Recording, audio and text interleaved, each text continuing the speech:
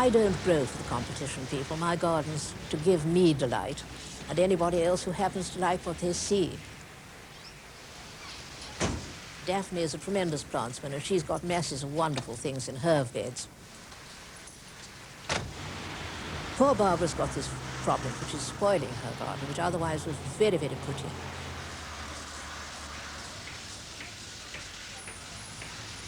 And Anne is, truly speaking, a shrub person. Well, I came to London from Cambridge over 35 years ago now. And I was a committed Christian, and I wanted to find a church to which I really wanted to belong. When I first came here, that area was a graveyard and was full of tombstones, and there were tennis courts over here. And then about 1950, they cleared away all the tombstones, and they tried to make sort of a park, and they planted some flowering trees and shrubs, but there wasn't really a garden. And then, many years later, after they'd built Church House and the vicarage, my mother died in 1965, and I asked permission to plant a rose bed in memory of her.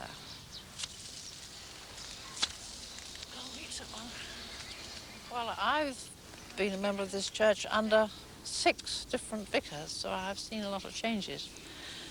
But I've found here not only a place where I wanted to worship God, but also a community, a friendly place where I could make friends, with endless opportunities for work and service. Your roses are absolutely marvellous. I saw them yesterday, it was, I think, that I was here, and there they are, blazing, in spite of the weather, in spite of everything. Well, I haven't got down to any deadheading. I meant to do it. Oh, I don't think that matters. It doesn't matter so much, because you get a mass, even when it's a big, great number of... I'm being tickled by this. Cut it off with your secateurs.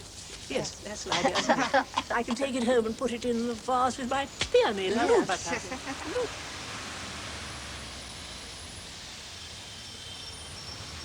It's a tremendous happiness, you know, everything to do with plants. Something that's almost indescribable that any gardener knows, the joy of watching things and the despair when they go wrong. We were in Mary, this is the oil fields, when the Pacific part of the Second War was imminent. 2 days' notice, we had to leave and pack up and take as much as we could, our children, and had to leave Dick behind. So I went as far as Singapore, but I still felt I was running away and deserting him, so I settled in Singapore. And when eventually the Japanese did land, they handed me a cipher saying that my husband and his 4 men had been captured. But I never heard myself until late September 45, long after the Japanese surrender, that my husband was in fact alive. I am enormously old now, and I'm finding it much more difficult to bend and reach and generally stagger around the flower bed. I realize that I'm coming up to 82, and it will be rather a problem to be able to do the gardens long. But while I can manage it, I'm getting by at the moment, at any rate. I was very shy country girl who thought of nothing but horses. Didn't really like talking to anybody who didn't know one end of a horse from another. I didn't really take up gardening until the children were at school. And then I eventually grew plants and learned through reading books and joining societies. And that's how I took up gardening, self-taught. I find life very exciting. If one thing stops, I find I start something else. The day is never long enough, and I'm always flat out doing things.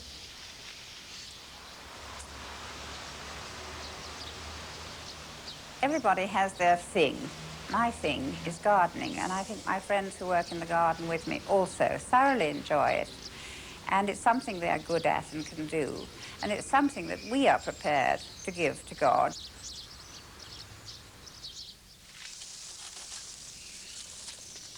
When I was a student of about 16, I was studying with Marie Rambert as a ballet student. And I married out of the dressing room, literally. I remember packing my suitcase and telling the girls I was engaged and going to be married. They all looked simply stunned. And that was the end of my dancing. It was 1940, the war was on, and so we went to Scotland when the bombs got bad. My husband was farming, and I was having children. So we propagated everything, rhododendrons, sheep, Highland cattle, and daughters. Daughters come last because we only had 4 of them. We had millions of everything else. And that was all fine and went on, and the plants were quite small and you could handle them quite easily. But they grew apace in this Gulf Stream area. And as a widow, I left Scotland because the garden belonged to my daughters. And though I go up and garden quite a lot up there, I mostly work down here now from my flat, which is very nice and near the church. The terrace is a lovely toy, but I'm used to a much bigger garden, and therefore taking in the church as well is really quite easy for me.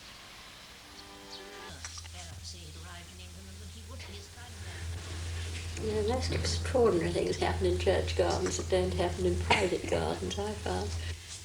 When you work in the church garden, there's an awful lot of outside interference, and, well, starting with the dogs and finishing with the dogs.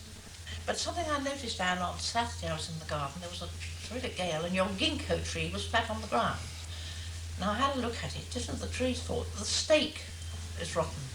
It's all right. There was a riotous wedding on Monday, and the kids pushed it over. I've had rubbish dumped. A builder dumped a whole sack of rubbish, including white paint all over some irises once. And you get tramps sleeping in the flower bed just before competitions. What time will the judge come? I think they're coming in the afternoon. One's never absolutely certain when they're going to come. And they drive around all the different gardens, and the longer they stay in the garden, the better the chances you have. Means they're interested. Oh, and the sort of points that they look for colour in the garden. And they like tidiness, which means no weeds and no dead leaves anywhere. I'll make my feet for you. That's lovely. If you sweep those ones up, and I'll pick the whole lot up. Sorry, I wasn't doing my share of the job well. Thanks a lot. At least I can pick up a few leaves for you. Let me do something to help. I'm waiting to dip my things in my... You. Put it in there. Give me some more. I'm really helping. Really helping. Honestly, how ridiculous.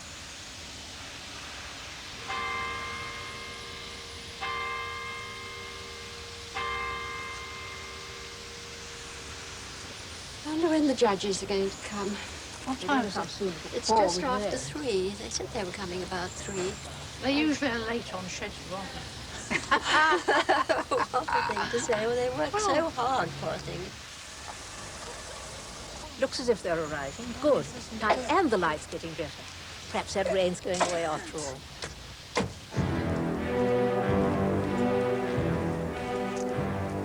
Hello, we're from the Chelsea Gardens Guild.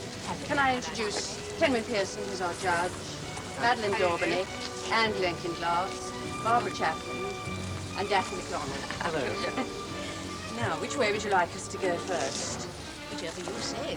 That side or the Well, I left. think it's better to start at that end. Because Right. you've got quite a long way to go. Right. I garden by motor car because it's really quite a big distance to go.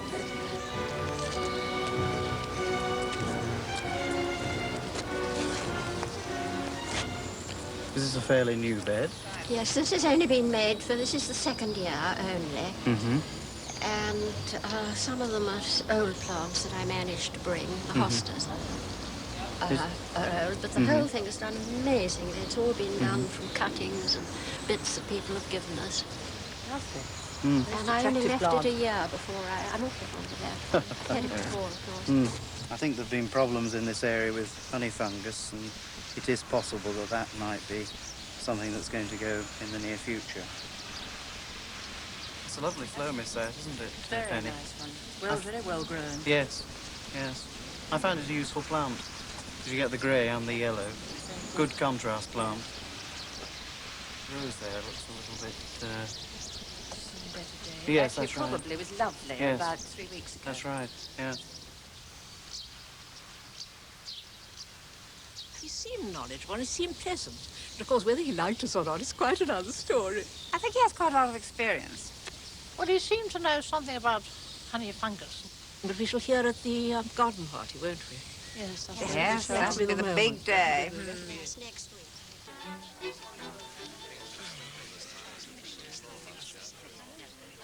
The churches was a very difficult decision to make, absolutely amazing and a labour of love, and I do commend the people in the churches. And the second prize goes to Holy Trinity Brompton, and that's Mrs. Daphne MacDonald. Have you got any helpers, Mrs. MacDonald, or are you all on your own, glorious own? Well, if you've got any helpers, let's see them all.